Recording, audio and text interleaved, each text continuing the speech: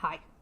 Happy Indigenous History Month. Have you ever wondered why so many Indigenous people have the term land back in their social media bios? Have you ever wondered how you can diversify your portfolio of leftist perspectives? Have you ever wondered why white women can't stop talking about braiding sweetgrass? My name is Bobby. I'm an Indigenous person and an academic, and today I'm going to share with you some books about Indigenous people, colonization, decolonization, Indigenous resistance, and of course, Indigenous history. First, let's take a look at some books I read as part of my Indigenous Peoples course in undergrad. Custer Died for Your Sins, An Indian Manifesto by Vine Deloria Jr. Mohawk Interruptus, Political Life Across the Borders of Settler States by Audra Simpson. Aloha Betrayed, Native Hawaiian Resistance to American Colonialism by Noe K. Silva. The Voice and Its Doubles, Media and Music in Northern Australia by Daniel Fisher. Race and the Chilean Miracle, Neoliberalism, Democracy, and Indigenous Rights by Patricia Richards. Intimate Indigeneities, Race, Sex, and History in the Small Spaces of Andean Life by Andrew Canessa. These books examine Indigenous peoples in both the global North and South, spanning from Anishinaabe territory split by the borders of US and Canada to Mapuche people and how specific politics affect their lives in the country we know as Chile. However, it's important to understand that Indigenous peoples exist outside of this academic lens, and that these books written by academics can have a multitude of flaws in their approach and their execution. A lot of these flaws tend to encompass the author's attitude toward colonization of the Americas by Europe. Because as much as one person can compile a multitude of anecdotal evidence of the lasting after effects of colonialism, it doesn't really mean anything unless they're also to turn around and say that colonization on its own, as an act, is bad.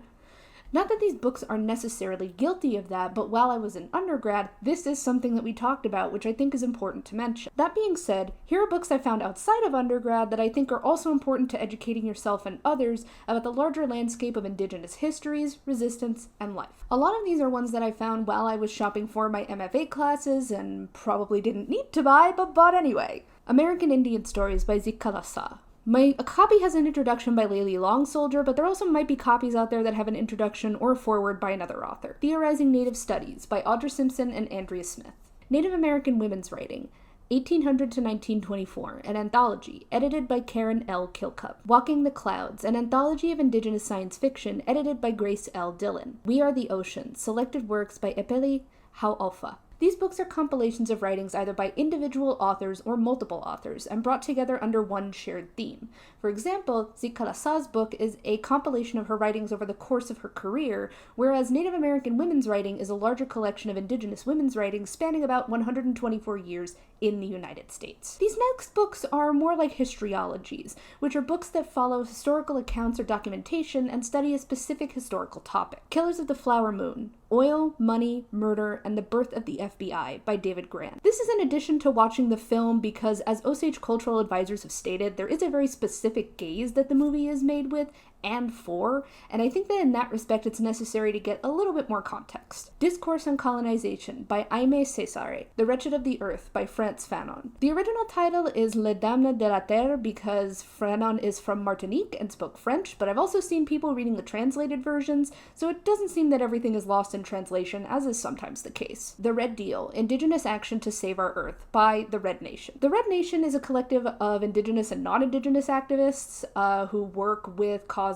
like environmental protection and environmental stewardship, and this was written in response to what we know as the Green New Deal, which was proposed in Congress by representatives like AOC. Naming Colonialism, History and Collective in the Congo, 1870 to 1980, by Osumaka Likaka. The Great Chief Ope Chankeno and the War for America, A Brave and Cunning Prince by James Horn. Decolonizing Prehistory, Deep Time and Indigenous Knowledges in North America, edited by Gisa McIntyre and Kristen Muke. Tropical Freedom, Climate, Settler Colonialism, and Black Exclusion in the Age of Emancipation by Ikuko Akasa. Unfreezing the Arctic, Science, Colonialism, and the Transformation of Inuit Lands by Andrew Stuhl. Singing the Turtles to Sea, The Comac Art and Science of Reptiles by Gary Paul Nabin. Imperial Debris, On Ruin and Ruination, edited by Anne Laura Stoller. Whale Snow, Inupiat, Climate Change, and Multi-Species Resilience in Arctic Alaska by Chie Sakakibara. Indian Horse by Richard Wagamese.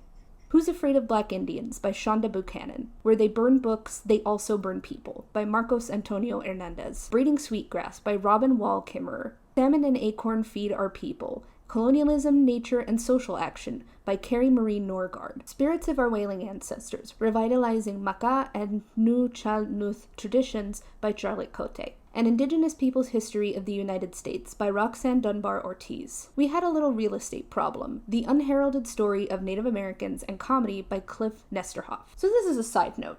Originally I was going to include the work of Kim Tallbear because the issue of blood quantum and DNA in relation to Indigenous identity within the era of DNA ancestry testing seemed important within this larger discussion, but she's also besties with Jacqueline Keeler, who is a racist ghoul, and David Cornsilk, who is an alleged sexual predator.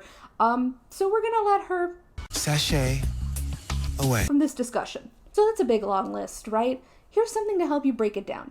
Just pick one and read it. That's it. Even picking up and reading just one book helps you gain a different perspective on decolonization and movements toward a better and more equitable future. However, I also would like to include a few papers which are regarded as important or foundational when discussing some of the philosophies that are included in these narratives. Decolonization is Not a Metaphor by Eve Tuck and Kei Wen Yang. Non-Western Anarchisms by Jason Adams. Letter from California, A New Look at the Donner Party by Julia Chablitsky. These are significantly shorter and maybe a little bit easier to digest before diving into these larger examinations, and the reason why I wanted to compile this big list in the first place is that first, it's something I really enjoy, but second, it's something that's important. Having all of these titles in one place might be able to help people find them with more ease, especially if they're outside the sphere of that academic study. If you don't have time to sit and read a physical book or a digital copy, you might even be able to find these titles on an audiobook platform, so you can listen to them while you work or do other things. That's how I read some of the longer titles that I have. I personally really like using Overdrive and my public library membership to access their audiobook collections, and I also recently started using Libby, which can be accessed with a library card as well. But unfortunately, this one is only available on mobile devices like smartphones and tablets, whereas Overdrive is available for desktop use. In a world crushed by capitalism and held hostage by the attention economy, it can be really daunting to sit down and do one thing for longer than like 10 or 15 minutes. But if you want to do it, you gotta find a way to do it. Also, if anyone tells you that you didn't really read a book because you didn't have a physical copy of it that you looked at with your eyeballs and that you marked up and annotated, they're stupid. Don't listen to them. However, the discussion of indigeneity and Indigenous history isn't just a subject that should be taken lightly or without investment. At the time of this recording, Palestinians are facing ethnic cleansing at the hands of the Israeli government. Millions of innocent lives are being lost solely for the sake of colonization and the upholding of Zionism and imperialism. This is but one chapter in 75 years of disenfranchisement, colonization, and imperialism, and it's necessary, especially during this month of all months, that as so many public figures put their whole ass in the street and tell us that they have no idea what the context of this particular moment is, we educate ourselves with what's available in order to be better allies and better people. Right now, publisher Verso is making 5 books on the history of Palestine and their fight for freedom available for free on their website as ebooks. These titles include 10 Myths About Israel by Ilan Pepe, Palestine Speaks, Narratives of Life Under Occupation by Matteo Hoque and Kate Malik, Blaming the Victims, Spurious Scholarship and the Palestinian Question, edited by Edward W. Said and Christopher Hitchens, The Case for Sanctions Against Israel, edited by Audrey Lim, and The Punishment of Gaza by Gideon Levy. Taking the time to educate yourself isn't just for the sake of academic discussion. For a lot of Indigenous communities, especially now, it's making sure that nobody forgets the atrocities that have been committed against us, and understanding that Indigenous people are human beings, not criminals. We deserve to be here. We deserve to continue stewardship of our ancestral lands. And we deserve to live. In addition to this, oppressors thrive on the feeling of hopelessness and despair. If you think nothing can be done and that the fight for liberation was lost before it even began, then there is truly no more work for the oppressors to do.